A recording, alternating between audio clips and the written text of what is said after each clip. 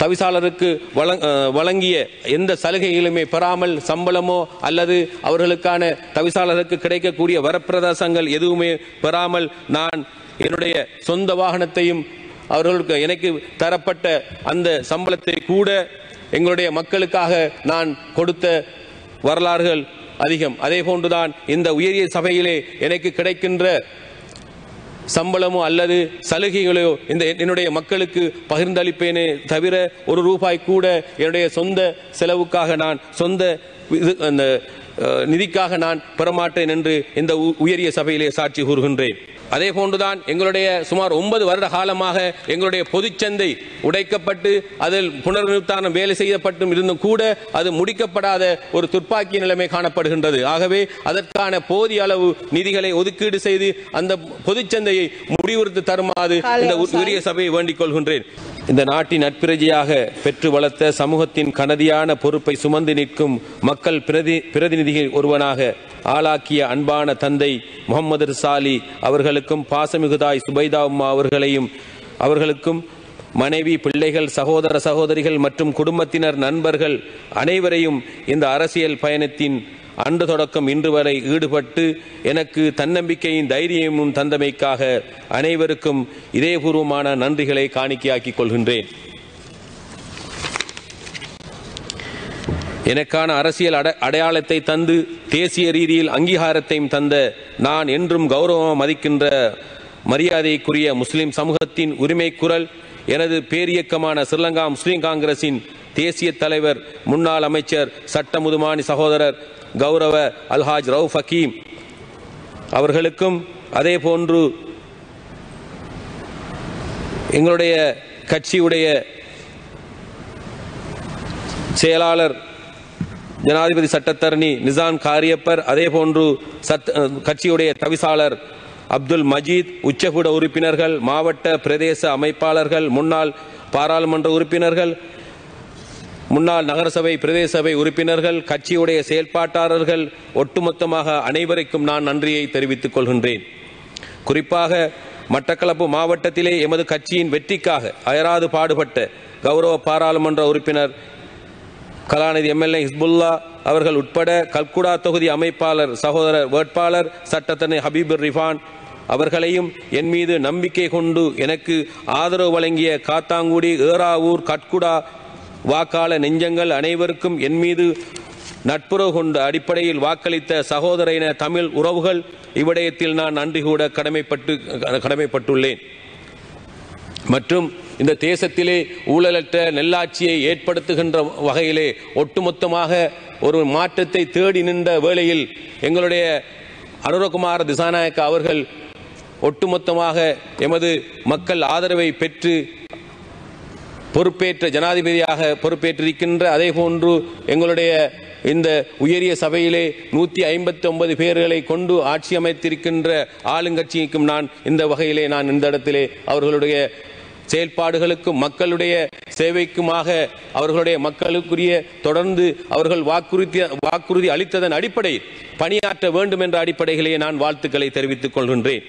அதே போன்று மக்களுடைய வரிப்பண மக்களுக்கே என்ற அடிப்படையிலே நான் கடந்த 2018 ஆண்டு ஏறாவூர் ஓட்டுப்பள்ளி வட்டாரத்திலே ஒரு நகரசபை பிரதியாக தெரிவு செய்யப்பட்டு அதன் பிறகு ஏறாவூர் நகரசபையுடைய தவிசாளராக செயல்பட்ட காலம் தொட்டு நான் எதுவிதமான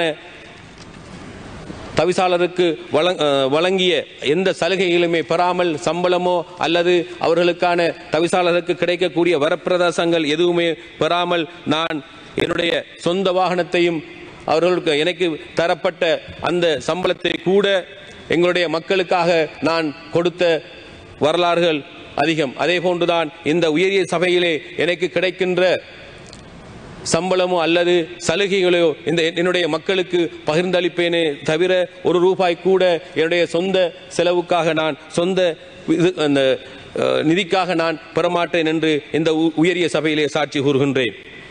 அதே போன்று எங்களுடைய மாவட்டத்திலே கடந்த தினங்களுக்கு முதல் ஏற்பட்ட வெள்ளப்பெருக்கின் காரணமாக பல்வேறு பாதிப்புகளை எமது மட்டக்களப்பு மாவட்டம் சந்தித்தது. 23,651 குடும்பங்களைச் சேர்ந்த 73,532 பேர் இதனால் பாதிக்கப்பட்டார்கள். நிறைய பேர் அந்த சென்டரிலே, அதாவது வெள்ளத்தினால் பாதிக்கப்பட்ட மக்கள் அமர்வதற்கான சென்டர் உருவாக்கப்பட்ட வேளையிலும் கூட முஸ்லிம் பகுதிகளில் இருந்த, தமிழ் பகுதிகளிலும் இருந்த சில சகோதரர்கள் அந்த வீடுகளிலே, தன்னுடைய சகோதர வீடுகளிலே தங்கியிருந்தார்களே தவிர அவர்கள் அந்த சென்டர்களுக்கு செல்லவில்லை. ஆகவே அதை கருத்தில் கொண்டு அவர்களையும் கணக்கில் எடுத்து இந்த அரசாங்கம் அவர்களுக்கான நிதி உதவிகளையும் நிவாரணங்களையும் வழங்க வேண்டும் என்று இந்த உயரிய சபையிலே நான் வேண்டிக் கொள்கின்றேன். அதே போன்றுதான் எங்களுடைய ஏறாவூர் வைத்தியசாலை சம்பந்தமான சில விடயங்களை நான் பேசலாம் என்று நினைக்கிறேன். மாவட்ட அரசாங்க சுகாதார துறையிலே நிவர்த்தி செய்யப்பட வேண்டிய பல விடயங்கள் காணப்படுகின்றது. ஏனென்றால் எங்களுடைய மட்டக்களப்பு மாவட்டத்திலே நிறைய மக்கள் கஷ்டப்பட்டவர்களாக, அன்றாடம் பல்வேறு துன்பங்களை தாங்கியவர்களாக, அன்றன்றைய வாழ்வாதாரங்களை கொண்டு நடத்துவதற்கு கூட அவர்கள் வலியற்றவர்களாக காணப்படுகின்றார்கள். ஆகவே அவர்களுக்கான சுகாதார சேவையை அமைத்துக் கொடுக்க வேண்டிய பொறுப்பு சுகாதார அமைச்சர் அவர்களை நான் வேண்டிக் கொள்கின்றேன். ஏனென்றால் எங்களுடைய ஏறாவூர் வைத்தியசாலையிலே சீன நிதி உதவியின் கீழ் நிர்வாகிக்கப்பட்ட அந்த 4 மாடி கட்டிட தொகுதியிலே இன்னும் அது திறக்கப்பட்டிருந்தும் கூட அதற்கான போதிய அடிப்படை வசதிகள் அற்றதாக காணப்படுகின்றது. ஒரு தள வைத்தியசாலையாக இருந்தும் கூட அந்த வைத்தியசாலைக்கு தேவையான வைத்தியர்களோ அல்லது துறை சார்ந்த நிபுணர்களோ அல்லது அதற்கான மருந்துகளோ அங்கே பற்றாக்குறையாக காணப்படக்கூடிய நிலைமை காணப்படுகின்றது. அந்த நிலைமை பூர்த்தி செய்து தருமாறு சம்பந்தப்பட்ட அமைச்சரை நான் வேண்டிக் கொள்கின்றேன். அதே போன்றுதான் அதற்கான இடப்பற்றாக்குறை காணப்படுகின்றது. அதற்குரிய போதிய அளவான கட்டிடங்கள் அமைப்பதற்கு கூட அந்த நிலங்கள் போதுமான அளவு இல்லாமல் இருக்கின்றது. ஆகவே அதை கருத்தில் கொண்டு எங்களுடைய தற்காலிக பொதுச்சந்தை அமைந்திருக்கின்ற அந்த இடத்தை எங்களுடைய வைத்தியசாலைக்கு பெற்றுத்தருமாறு எங்களுடைய அமைச்சரை நான் வேண்டிக் கொள்கின்றேன். அதே போன்று எங்களுடைய அலிகார் தேசிய பாடசாலைக்கு சொந்தமான ஒரு காணியை 1912ஆம் ஆண்டு பாடசாலைக்காக சுவீகரிக்கப்பட்ட அந்த காணியில் போலீசார் வசம் காணப்படுகின்றது.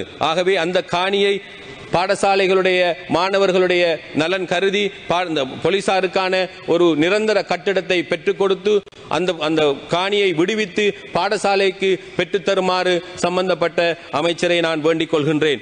அதே போன்றுதான் கௌரவ சபை தாங்கும் உறுப்பினர் அவர்களே, எங்களுடைய மீராகேணி, மிச்சிநகர், ஐயங்கேணி போன்ற பிரதேசம் ஏறாவூர் பற்று பிரதேச செயலகத்துக்கு அது காணி அதிகாரம் கொடுக்கப்பட்டிருக்கின்றது. ஆனால் நிர்வாக அதிகாரம் ஏறாவூர் நகரசபைக்கு கொடுக்கப்பட்டிருக்கிறது. அந்த நிலைமை மாறி அவர்களுக்கான கடந்த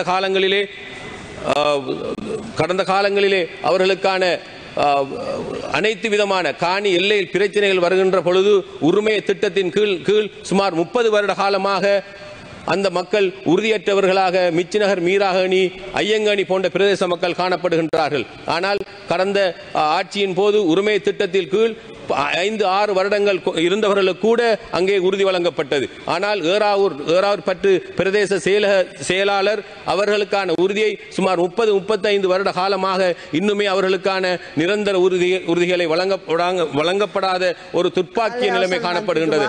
ஆகவே இதை கருத்தில் கொண்டு அவர்களுடைய ஏறாவூர், ஐயங்கேணி, மிச்சிநகர், மீராங்கேணி போன்ற பகுதியை காணி அதிகாரத்தை ஏறாவூர் நகர பிரதேச செயலகத்துக்கு வழங்குமாறு இந்த இடத்திலே நான் சபையில் வேண்டிக் கொள்கின்றேன். அதே போன்றுதான் எங்களுடைய அதே போன்றுதான் எங்களுடைய சுமார் 9 வருட காலமாக எங்களுடைய பொதுச்சந்தை உடைக்கப்பட்டு அதில் புனர்நிர்மாணம் வேலை செய்யப்பட்டும் இருந்தும் கூட அது முடிக்கப்படாத ஒரு துப்பாக்கிய நிலைமை காணப்படுகின்றது. ஆகவே அதற்கான போதிய அளவு நிதிகளை ஒதுக்கீடு செய்து அந்த பொதுச்சந்தையை முடிவுறுத்தி தருமாறு இந்த உரிய சபையை வேண்டிக் கொள்கின்றேன். அதே போன்றுதான் எங்களுடைய மீராகேணி வீதி, குடியிருப்பு வீதி போன்ற வீதிகள் உலக வங்கி திட்டத்தின் மூலமாக ஒப்பந்தங்கள் அடிப்படையில் கொடுக்கப்பட்டும் சம்பந்தப்பட்ட அந்த ஒப்பந்தக்காரர் அந்த வேலை திட்டங்களை முடிவெடுத்த முடியாத செய்திகளை உடனுக்குடன் தெரிந்து கொள்ள உடனே சப்ஸ்கிரைப் பண்ணுங்க.